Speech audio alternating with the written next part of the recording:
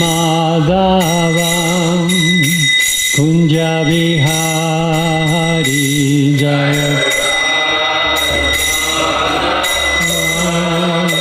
Kunja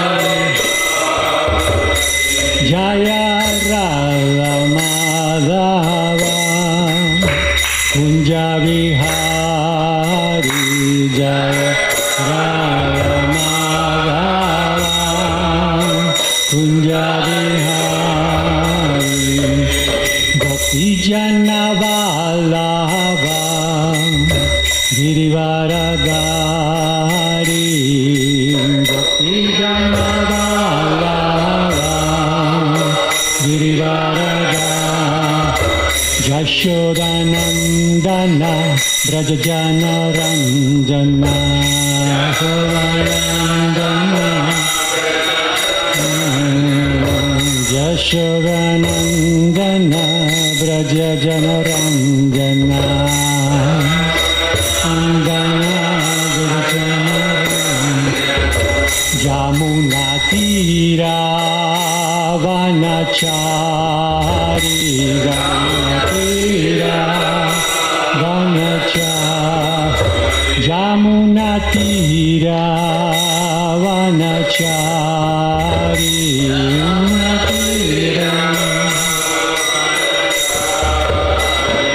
Jaya Radha Madhava Kunja Vihari Jaya Radha Madhava Kunja Vihari Hare Krishna Hare Krishna Krishna Krishna Hare Hare Hare Rama Hare Rama Rama Rama Hare Hare Hare Krishna Krishna Krishna Hare Hare Hare Rama Rama Rama Hare Jaya Prabhupada Jaya Prabhupada Jaya Prabhupada Jaya Prabhupada Prabhupada Prabhupada Jaya Prabhupada Jaya Om Vishnupada Paramahamsa Parivajacharya Sutarasata Srimad His Divine Grace A.C. Bhaktivedanta Swami Srila Prabhupada Ki Jai Ananta Koti Vaishnava Vrinda Ki Namacharya Srila Haridas Thakur Ki Principal Host Krishna Chaitanya Prabhu Nityananda Sri Advaita Gadadhara Srivasadi Gaura Bhakta Vrinda Ki Sri Radha Krishna Gopa Gopinath Shamakunda Radhakunda Giri Govardhan Ki Ganga Mai Ki Jamuna Mai Ki Tulasi Devi Maharani Ki Gaura Premanandi. All glories to the assembled devotees. All glories to the assembled devotees. All glories to the assembled devotees. All glories to the lotus feet of Sri Sri Guru Gauranga. Om Namo Bhagavate Vasudevaya. Om Namo Bhagavate Vasudevaya. Om Namo Bhagavate Vasudevaya.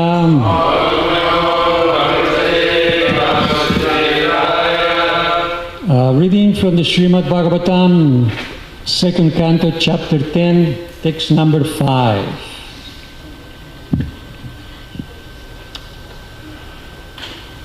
Avataranucharitam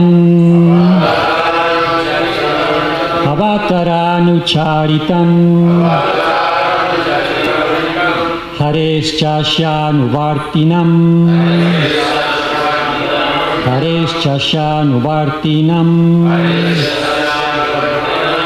Punsami sakata prokta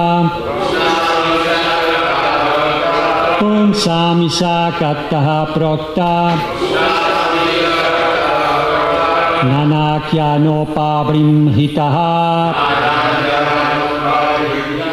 Nanakyanopa-brimhitaha. Avatanuracharitam. Harischasyanuvartinam. Punsamisa-kataha prokta. Nanakyanopa-brimhitaha. Please chant. Avataranucharitam. Harischasyanuvartinam. Punsamisa-kataha prokta. Nanakyanopa-brimhitaha. Avataranucharitam. Harischasyanuvartinam. Punsamisa-kataha prokta. Nanakyanopa-brimhitaha.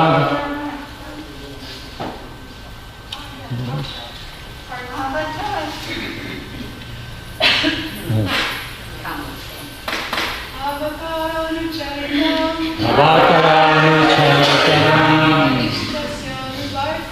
Harischasyanuvartinam. Punsamisa-kataha prokta. Nanakyanopa-brimhitaha.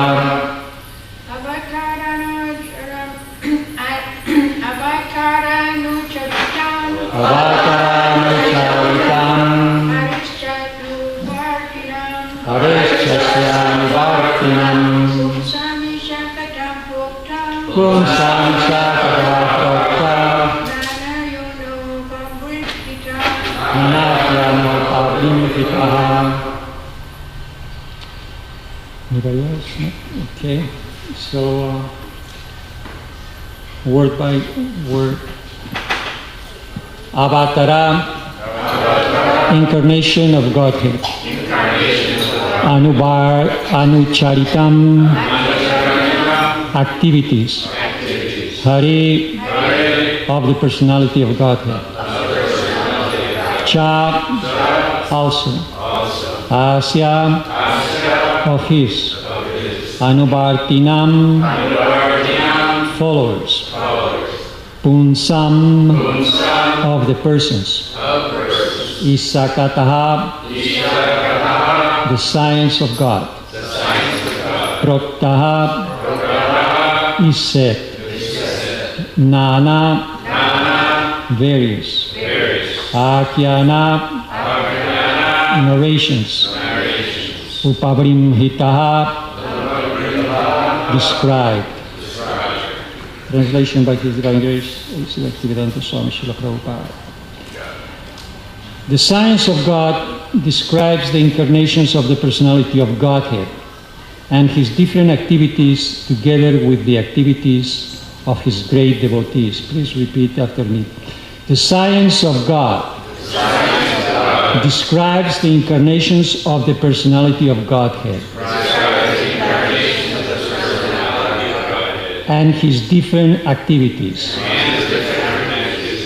together with the activities of His great devotees. Okay. And purport by His Divine Grace Srila Prabhupada. During the course of the existence of the cosmic manifestation, the chronology of history is created, recording the activities of the living entities. People in general have a tendency to learn the history and narrations of different men and times, but due to a lack of knowledge in the science of Godhead, they are not apt to study the history of the incarnations of the personality of Godhead. It should always be remembered that the material creation is created for the salvation of the conditioned souls. The merciful Lord, out of His causeless mercy, descends to various planets in the material world and acts for the salvation of the conditioned souls. That makes the history and narrations worth reading. Śrīmad-Bhāgavatam offers such transcendental topics of the Lord in relationship with great devotees. Therefore, the topics of the devotees and the Lord are to be given respectful oral reception. Om Agyanatimirandasya Yanandjana Shalakaya Chakshurum Militam Yena Tasmai Sri Gurave Namaha. Namo Vishnu Padaya Krishna Prastavutale Srimate Bhaktivedanta Swami Nityamani Namaste Saraswati Devi Gauravani Pracharinani Pusasashnindavadi Paschatya Satarini. Okay, so this verse, the first starts with the science of God. The science of God describes the incarnations of the personality of Godhead. So the science of God.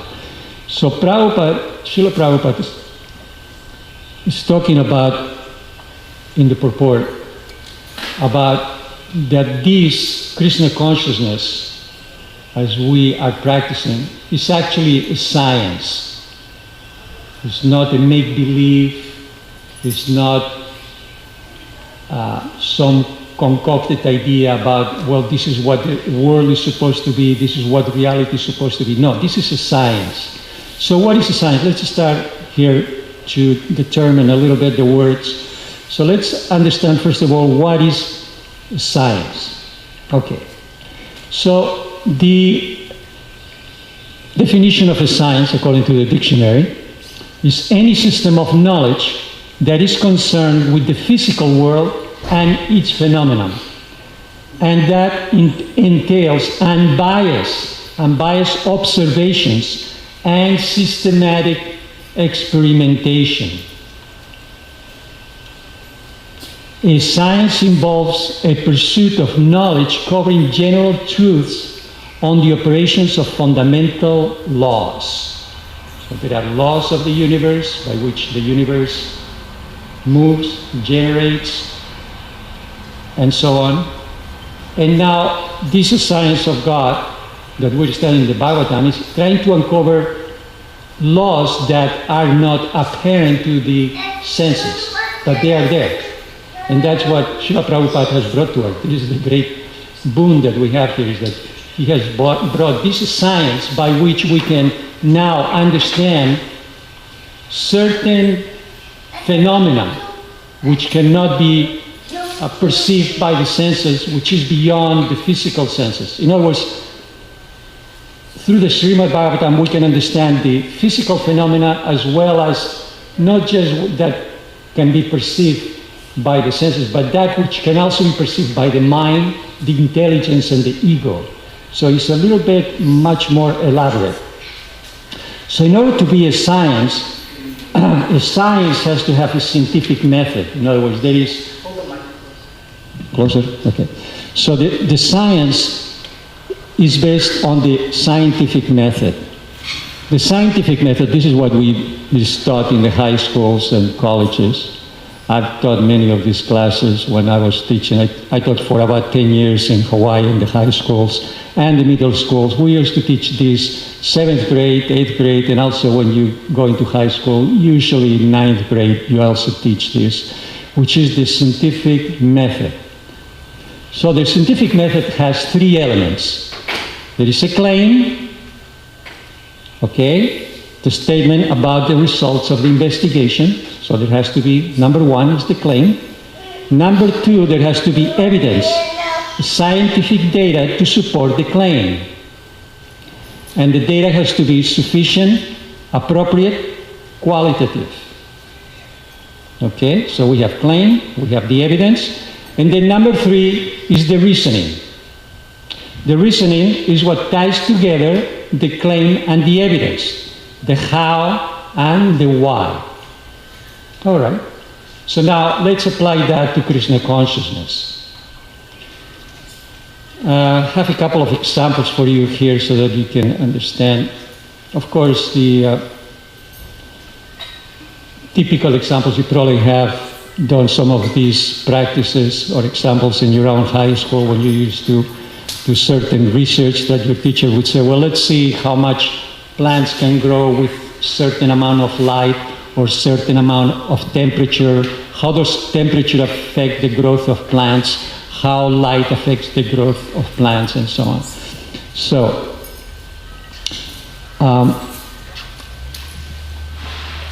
let's see what we can bring to the current scientific knowledge through Krishna consciousness. Well, number one, I can just tell you about a couple of examples. There have been several movies made about this. This is the current scientific theory that is going on, that is being taught to our children in the high schools and college. There are several movies about it. I just saw one recently produced by the BBC, read by Morgan Freeman, actually very good narrator. I like his voice, nice, kind of soothing.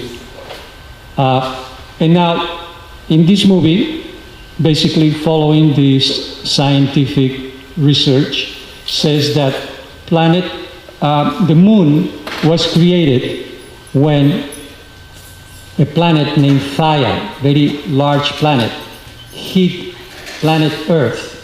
And from the debris of this explosion, the moon came out of the explosion and then it started circling around the Earth. And then when planet Theia hit the Earth, it tilted the Earth in such a way, 24 degrees, so that it would create decisions, right? The reason why we have decisions is because the Earth wobbles on its axis, and then we have summer, fall, winter, spring, and so on. So that's the claim. The evidence that they have is by studying the different stars, the different planets, and so on. We don't have any quarrel, at least the Vedas or the Vedic information or knowledge. We don't say, okay, if the scientists say that is their claim, we don't have any quarrel. I'm sure the people, the devotees from the Bhaktivedanta Institute will have something more elaborate to say than I can. I'm not really a scientist, I'm just a devotee and a bansuri wala, someone that plays the flute. So I don't know much, I just play the flute. So, but this is what I know by studying the flute, that we disagree with their explanation, because in all of these movies, in other words, remember that there are three elements to the scientific method, and the third one is the explanation. What is the explanation for your claim and your evidence?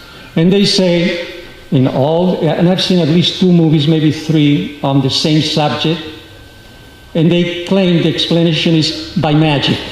It was by magic that the planet Theia hit the Earth in that way to create that 24-degree angle, and that it was by magic that the moon came out of it and started circling around the Earth, and then because that happened, it slowed down the Earth to a point where life could be possible, because otherwise it would be too fast gyrating around the sun, and there wouldn't be enough time for plants to grow, there wouldn't be enough sunlight. There are different reasonings that the scientists give why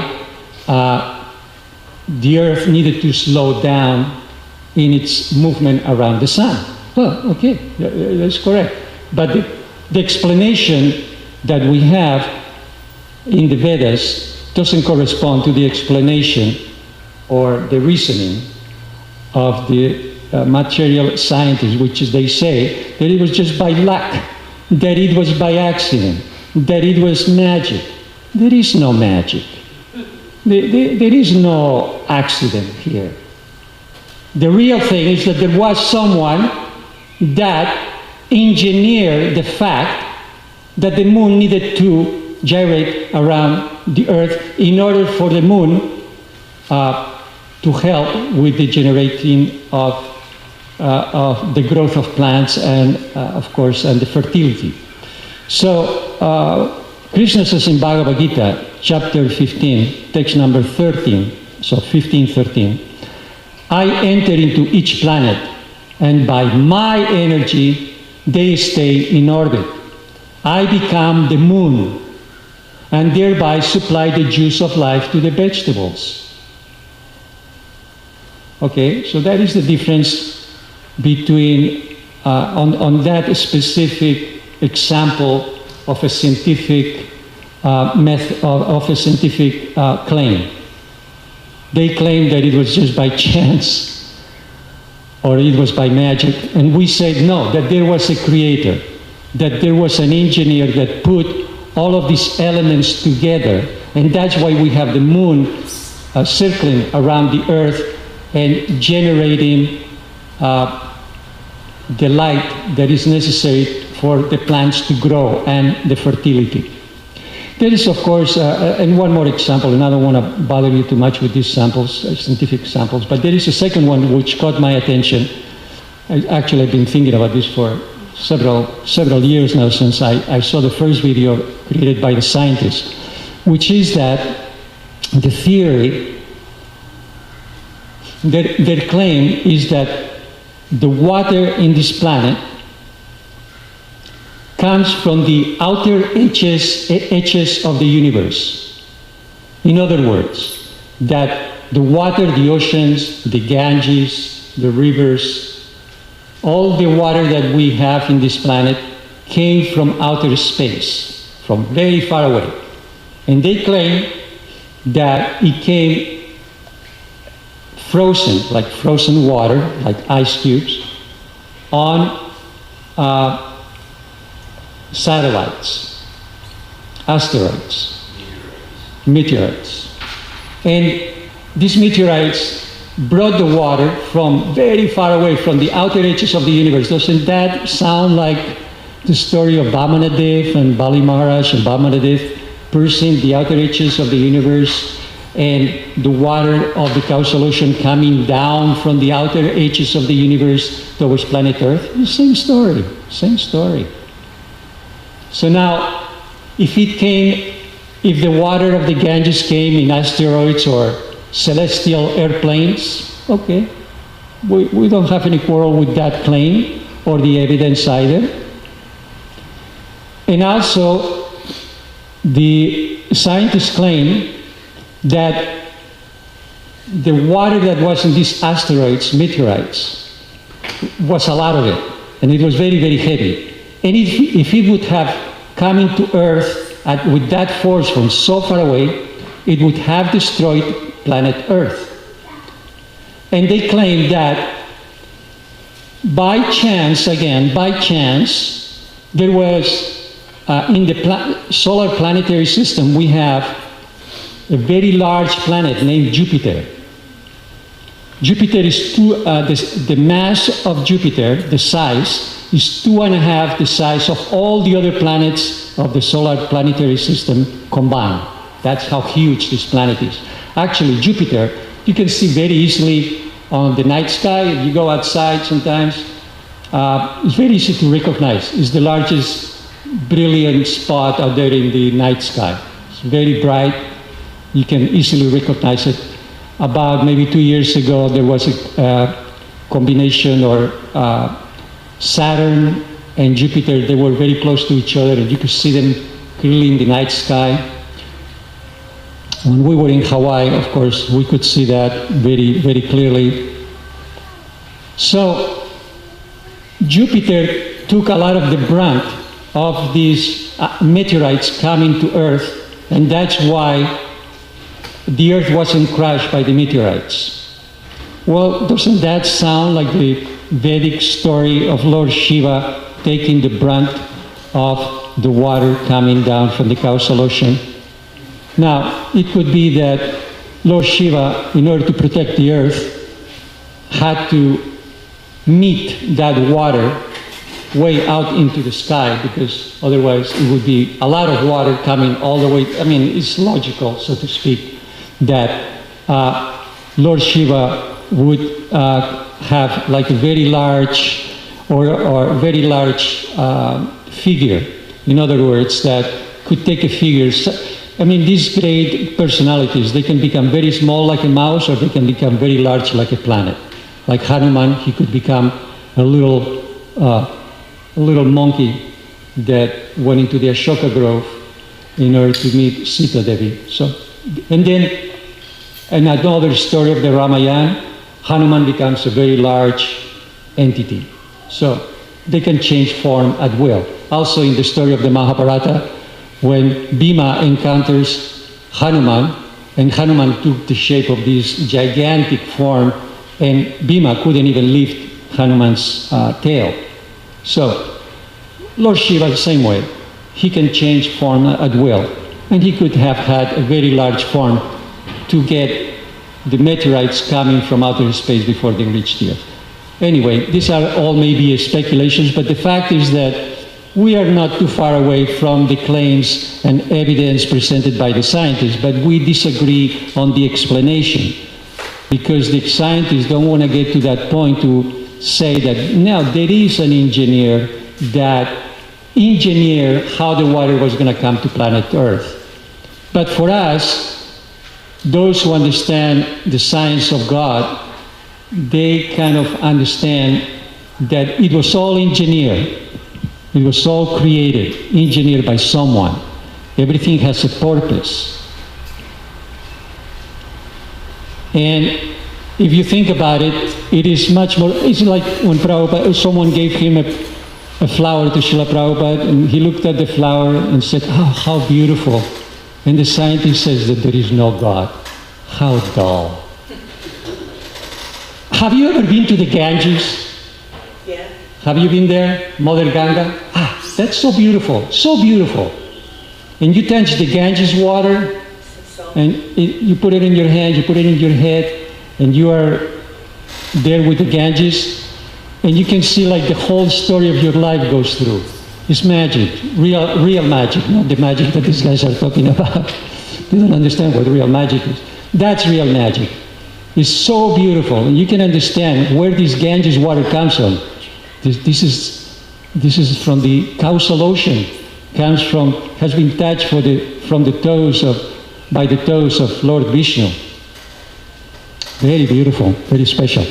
And so I don't want to go too far with this explanation, because I want to get into another one of the comments here that Prabhupada makes in the purport. But the other important thing is that, and this is my own take, coming from the Brahma Samhita, that Lord Brahma is the engineer of the universe. And he, for instance, when we talked about how the moon was created, well, who gave Lord Brahma the idea of creating the moon? Well, obviously it was from Krishna when he played his flute, and when Brahma heard the sound of the flute enter his ear, then he created the moon. Well, how did that happen? Well, because Krishna played a raga called Chandra Kaus, or Chandra Counts. Chandra Counts is the raga of the Lord of the Moon.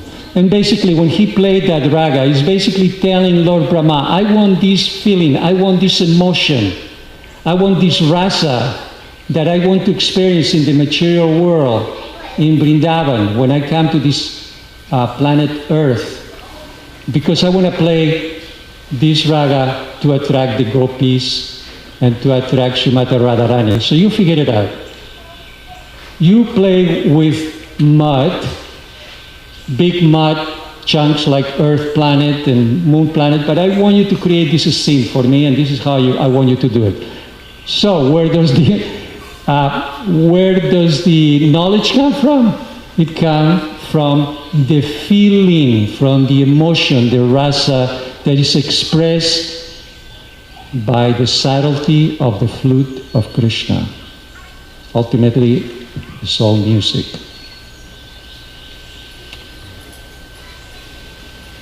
Yeah, if you ever hear that Raga Chandra Kaus, I remember when we were in Vrindavan in 2011, and some devotees rented a couple of boats, and we went to the other side of Vrindavan during the full moon of Kartik.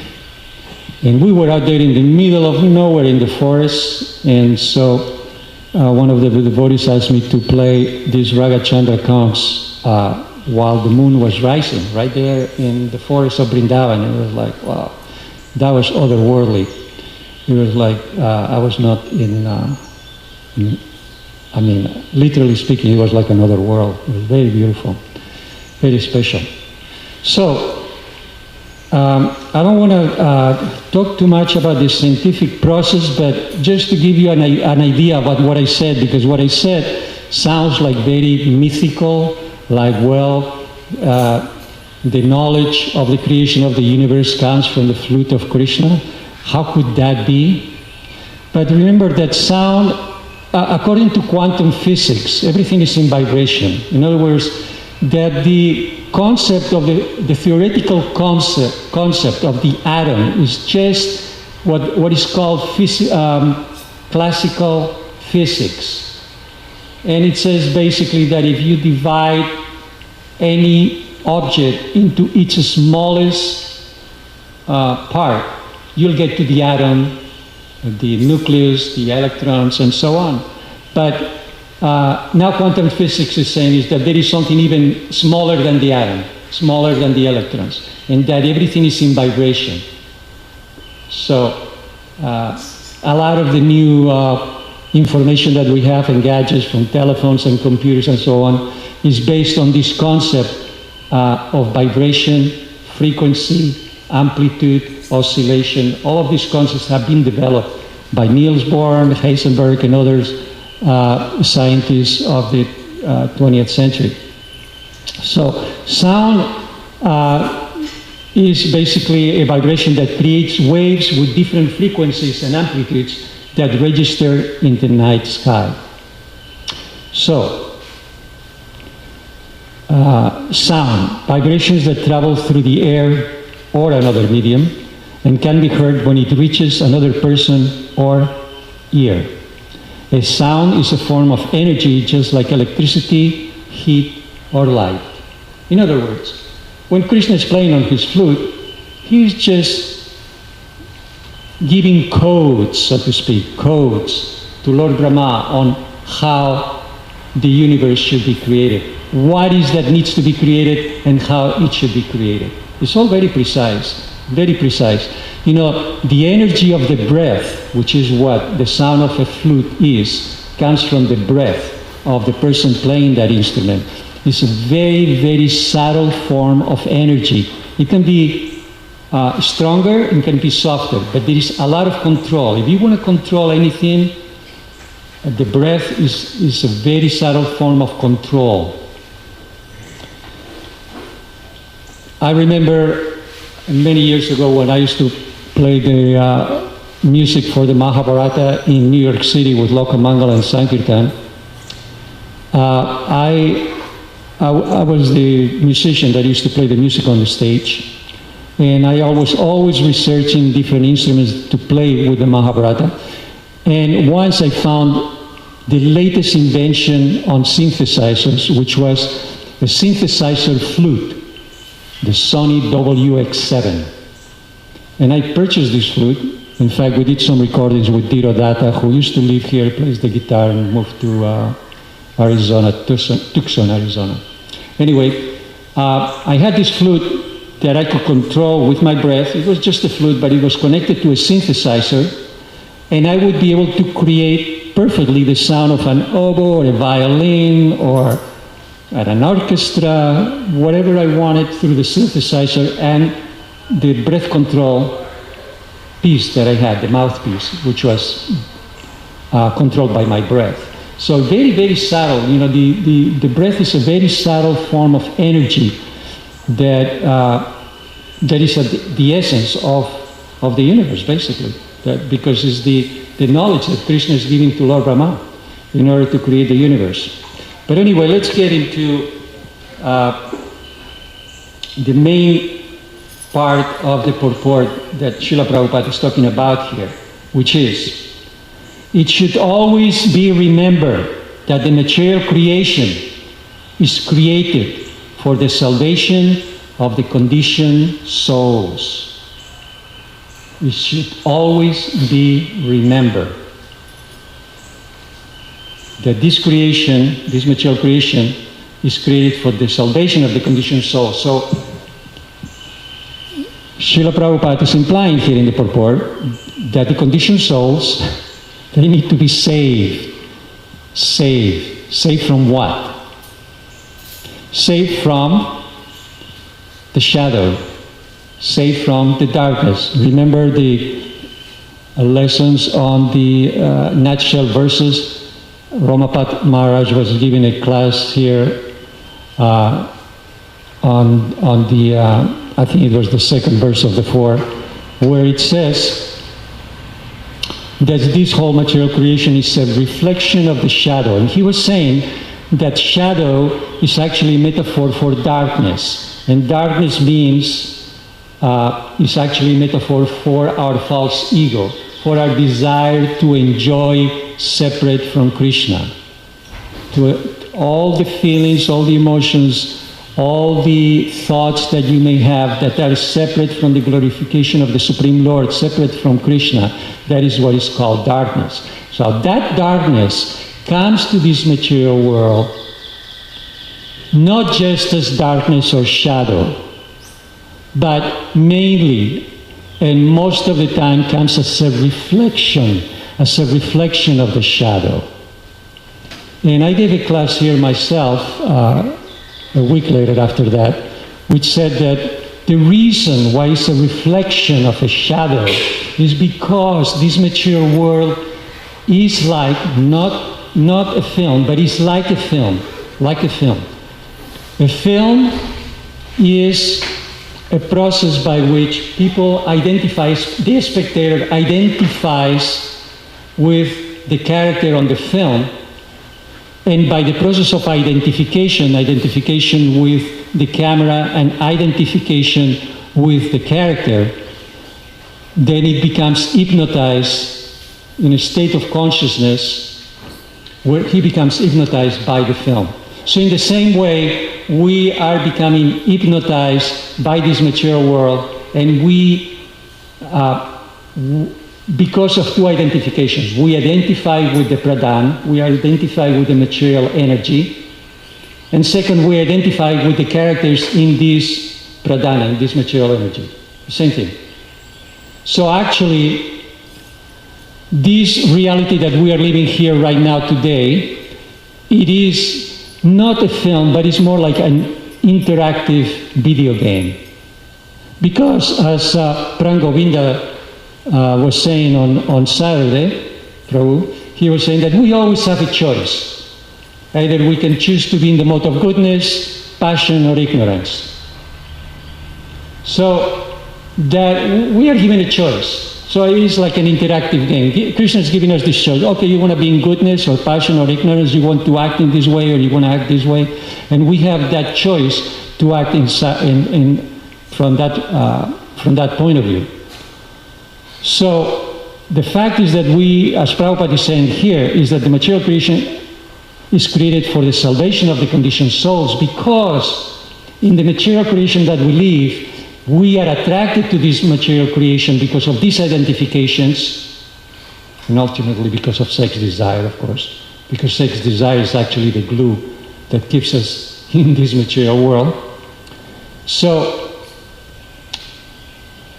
but we got to understand, we have to go beyond this dream and understand that this material world, we need to be saved. Why? Because it's not a nice place.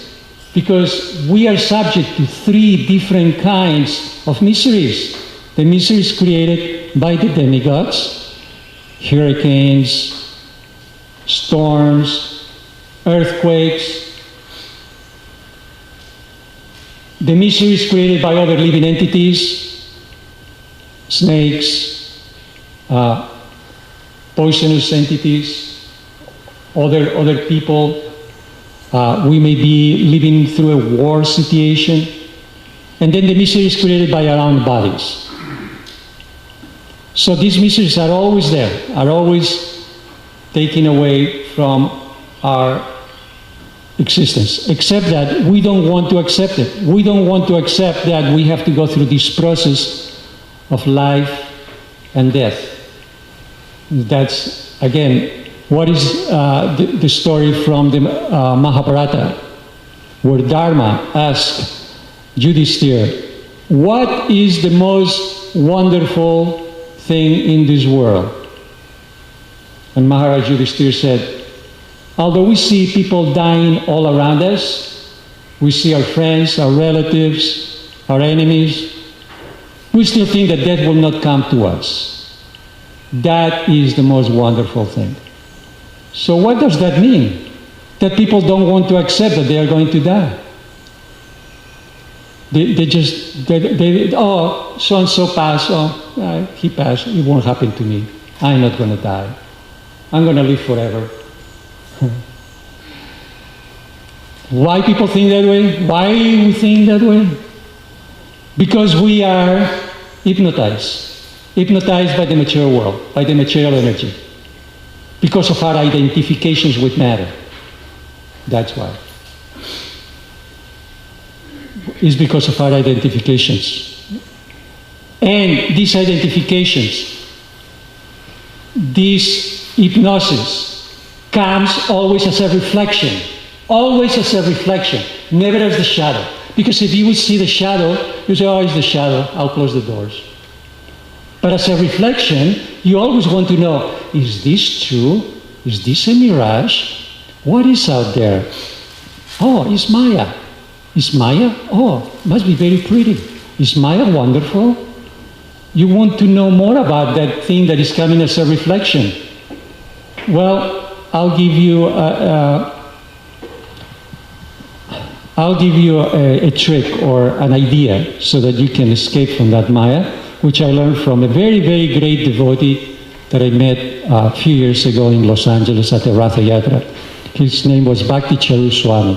He was a very nice devotee, very paka. I mean, of all the devotees that I met in my life, he was really a paka devotee. He was such an amazing guru and devotee. And he said something that really struck me, and I've always remember this. It's a very simple mantra.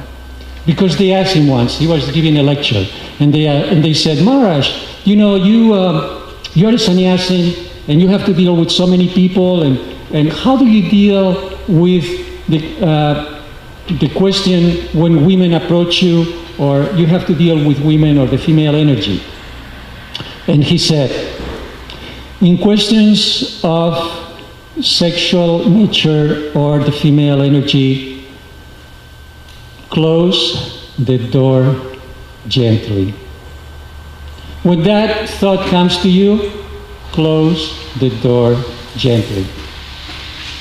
So recently, Romapad Maharaj was giving class, I think at Sri-Vrindavans, and I went to that program, and he was mentioning from the Brihan Nrsimha Purana that Prahlad Maharaj said, "Oh my dear Lord, I am not afraid of your fearsome form, but I'm very much afraid of your illusory form, of your illusory energy, actually. I am afraid of your illusory energy." What's the illusory energy? The reflection of the shadow from the second verse of the natural verses. That's what it is. The illusory energy of God is the reflection of the shadow. It always comes as a reflection. So after I heard that, I said, well, now I have to add one more word to that mantra. Close the door gently, quickly. Don't waste any time. You see the Maya coming? Close the door gently, but quickly. Don't wait.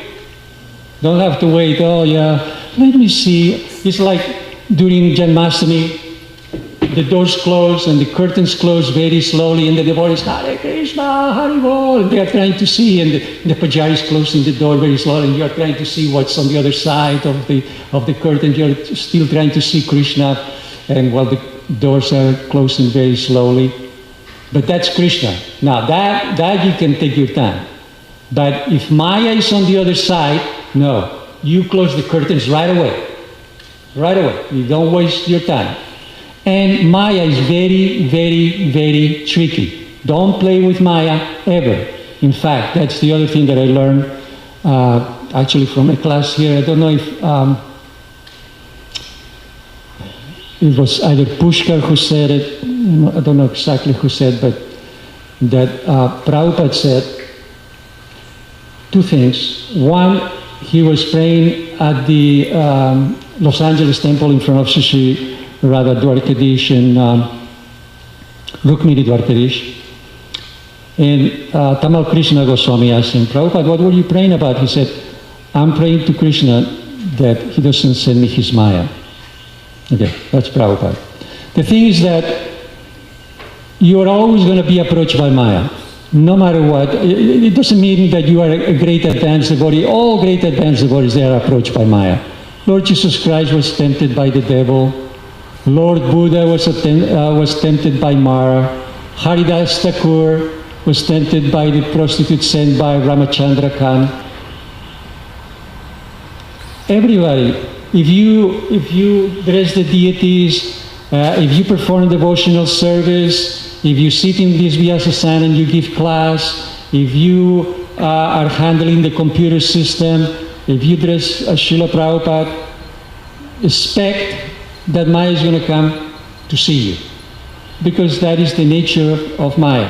As it was, I think, discussed on Friday, that Maya is an agent of Krishna. Basically, it's like a policeman. He's trying to say, oh, you think you're so advanced, or you think that you are so devoted. So here, let me give you a little taste of Maya. Let me see how you react.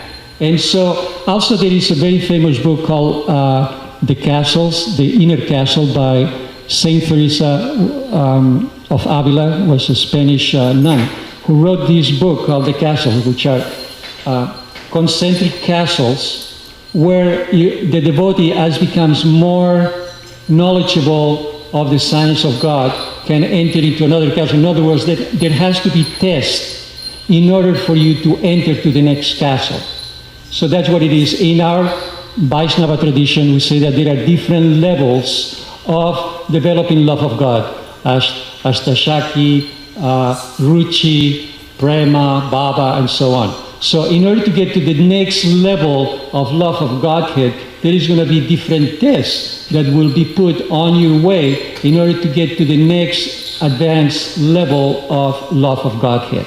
So expect that. Now, if you don't have any attack from Maya, if Maya is not coming to you, it means that you are not doing much. You're not doing anything. And sometimes that's good. That's good. Hey, I went through this, I'm tired. I just want to be home, and I just want to chant a little Hare Krishna. I don't need to put myself out there and distribute books and deal with all these people that are out there. I don't have to go to the temple and do any service. I'll just be at home, and I'll close the door, and I'll just be by myself. Okay, well, all right, that's fine. You can do that. And then Maya is going to leave you alone, believe me. It's not going to, that's another kind of Maya anyway, but anyway, that's, it's not, why? Because in our movement, in Srila Prabhupada's movement, we come from the line of Chaitanya Mahaprabhu, and specifically also through the line of Nityananda Prabhu. In order to reach Chaitanya Mahaprabhu, you got to go through Lord Nityananda Prabhu. And Lord Nityananda Prabhu was about telling others about Krishna. He was like that. So it is all about helping the spiritual master in order to bring this knowledge of Krishna consciousness to others. So expect that these attacks of Maya will come. And now I'll conclude here. It says, the merciful Lord, out of his causeless mercy, descends to various planets in the material world and acts for the salvation of the conditioned souls. So, the merciful Lord, out of his causeless mercy. So in order to be saved, us as conditioned souls, in order to be saved, we are following a certain process, right? Abhideja. So the process that we follow here, sadhana bhakti, the basis of it is the chanting of the Hare Krishna mantra, the chanting of Hare Krishna, Krishna Krishna, Hare Hare, Hare Ram, Ram Ram, Hare Hare. And the instruction is chanting 16 rounds of this Maha Mantra every day, 16 rounds of 108 beats, rosary.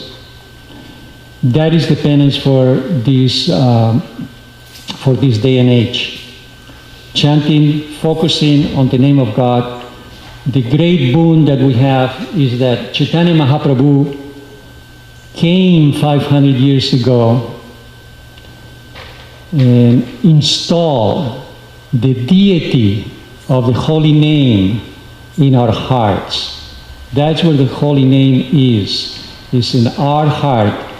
So if you chant with devotion, attention, and praying to Krishna sincerely, Krishna will reveal himself to us in that prayer. So I'll conclude, therefore, the topics of the devotees and the Lord are to be given respectful oral reception. So we need to be very mindful, very attentive. Any information or anything that happens to us in connection with Krishna, any dreams we may have about the spiritual master, any relationships we may develop with other devotees here in this temple, we have to be very respectful, which is what Prabhupada is saying here, and give oral reception, meaning listen with humility as to what other people are saying, so that we may learn from that experience. Okay, so we'll conclude right here. If you have any questions, let's see. Haribol Prabhuji. So you take it on a serious topic really about proof of God and so forth. So the scientists are challenging the religions. They're saying that give proof of God. Show if you can prove the existence of God, we give you a Nobel Prize. They say if you can prove how the universe came about, we give you a Nobel Prize. If you can prove how life came about, we give you a Nobel Prize. So they said to all the religionists that whatever you're given is just mythology. You don't have any proof of anything. See, that's what they're claiming. So how would you refute that? Okay, well, first of all, let's start with the claim. The claim, everything that we claim here in the Krishna consciousness movement we can provide the evidence and the explanation. One claim is that all living entities, all conditioned souls, as the purport would say, have to go through birth, they grow up, they become children, youth, they grow older, and they die. And, okay, so that is a claim. We can easily prove that because everybody is going through that. You can look at photos of yourself when you were a baby, photos of yourself when you were a child, when you are the same person, but you have grown through different bodies, like the diorama that we have of the changing bodies. That's scientific. There is a claim that we go through these stages of life, and we have the evidence because we have billions of living entities that are going through that. So everything that we are talking about here, it can be put into a scientific concept like claim, evidence, and explanation. We do have this scientific knowledge to prove that. We can also prove that if you are in this material world, if you are born in this material world, you are going to suffer at some point in your life through these three material miseries that we discussed earlier. That we can provide the evidence and the claim and the evidence. So what Prabhupada is talking about here is actually science. The science, there is a claim, there is evidence, and there is an explanation for that evidence. Also, in the scientific method, when you do a test or an experiment, I mean, this is an experiment in a sense. If you want to take any of these concepts I just mentioned, we can do an experiment about it. You take yourself as an experiment, you can start with that. So there is always a variable and a non-variable element. In other words, that in order to prove that something is right or truthful, it has to be proven between a variable and a non-variable element. Let's say if you want to say, well, I want to prove that plants grow because of the light of the sun or the light of the moon. Well, you can, the variable experiment would be, the variable element would be that you can grow plants with different amounts of moonlight and plants without moonlight.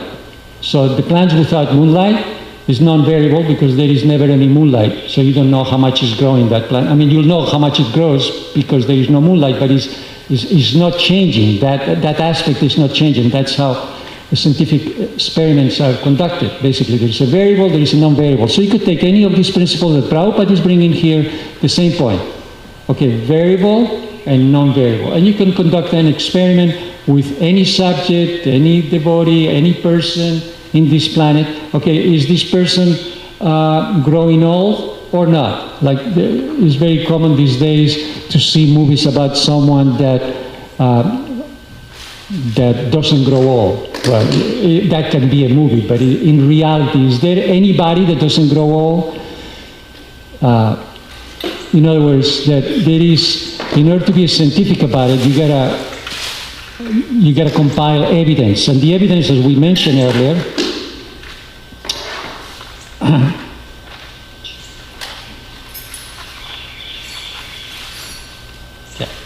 okay, so the evidence has to be sufficient, appropriate, and qualitative. Quality, there has to be quality of evidence. And that we can easily gather it. I mean, it's not, we can prove these things that Prabhupada is talking about. What experiment you can give for the Give the microphone again.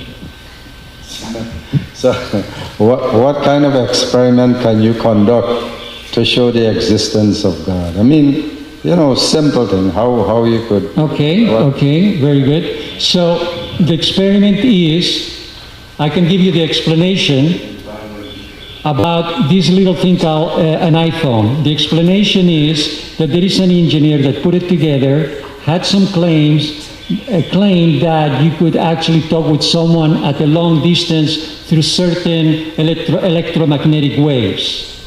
That was a claim. They conducted experiments, evidence, and we ended up with this phone. The explanation is that someone created it. Now, are you going to tell me now that the seasons come out of control? Does the sunrise comes at a different hour every day, or does it come at a specific time that has been already determined by someone? Is the sunset random happening, or does it come at a certain specific time which has been determined by an engineer? Yeah. How can you say that there is no reason behind sunrise and sunset when it's so mathematical, when it's so precise? I mean, you can know the time of the day simply by looking at the sun and the reflection of the sun on a shadow on a stick. They're claiming that all the orders that's within the universe can be explained scientifically by chance. And without a supreme controller. They're claiming that. By chance, there is no chance. So we have to be able to refute that. Wait a second. They're trying to put us on the spot. We want to put them on the spot. They say, you cannot even create a mosquito. You cannot create a cell or a mosquito. What are you talking about? How can you create a cell? How can you create anything? They can't create life. Unless there is design. Unless there is a design. If there is no design, how could you create anything? Prabhuji, thanks for the wonderful lecture. I couldn't help but notice how astonishingly close it is to our calendar for today. It says, we say that if Krishna is truth, the world is also truth because the world is a manifestation of Krishna's energy. So if Krishna is true, how is his energy can be false? The Mayavadis preach so-called monism, but they also distinguish Brahma and Maya. They say Brahma is true, Maya is false. we say Maya is true, and because it is Krishna's energy, she must be employed in Krishna's service. So it's basically talking about the same thing you gave your lecture on. Thank you, Prabhuji.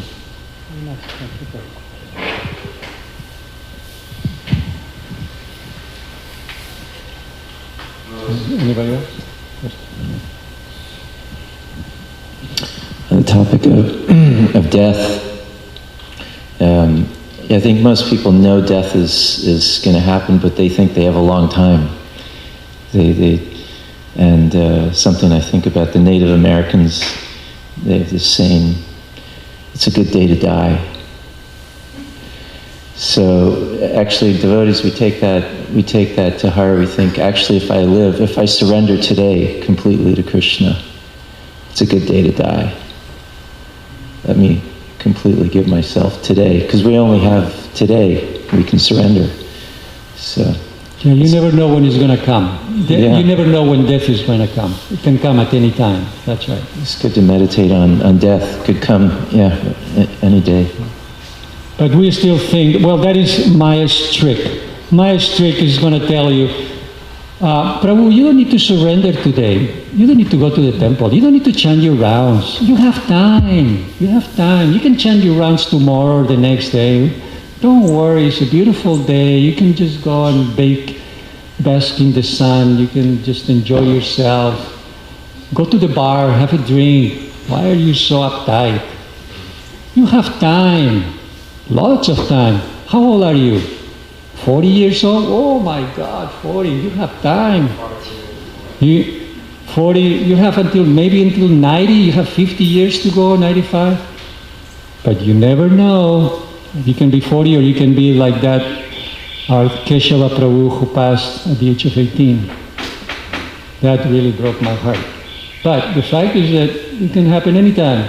Very powerful young man, 18 years old, with a big motorcycle. And then he was gone. And I've seen it so many times in my life. You're here today and gone tomorrow. Anybody can be gone. So even if you live until you are 100, 95. I had a friend just passed, was 98. It doesn't matter. This is the most wonderful thing in this planet. That we think death will never come to us. A question? I was thinking that one of the biggest differences, it seems, between Krishna consciousness and science is the idea of personalism. And they talk about energy, but, Prabhupada once was on a walk, Vishaka Mataji, she was with him, and what you were saying about the moon, how the moon, it nourishes vegetables, it gives them the strength. So Vishaka asked Prabhupada, how does the moon do this? And Prabhupada said to her, you have to ask him. He just left it at that. Even like the earth, the earth is a person, so as she becomes exploited and ravaged really, then she pulls back. She doesn't give so much. She doesn't give so much produce and like that. So it's such an amazing understanding that behind the sun is Surya, the person. Behind the moon is Chandra. That Bhumi is a person. It just makes so much sense, and the way the scientists explain it, it's so dull. Like you mentioned that word today. It's so dull. Yes.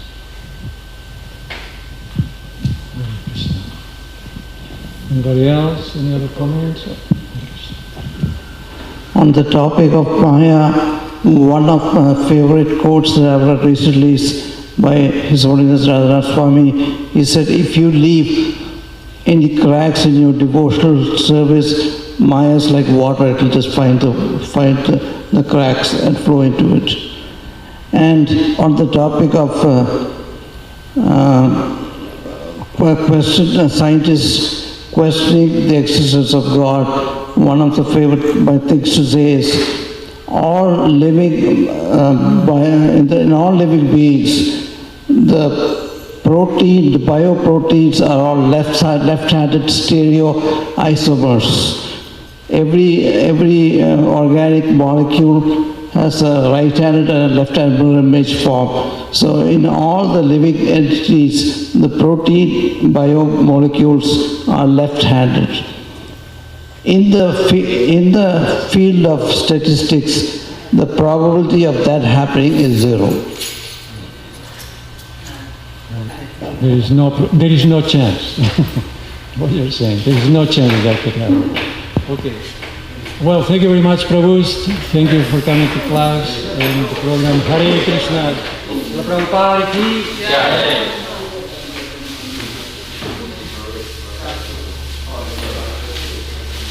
Yeah.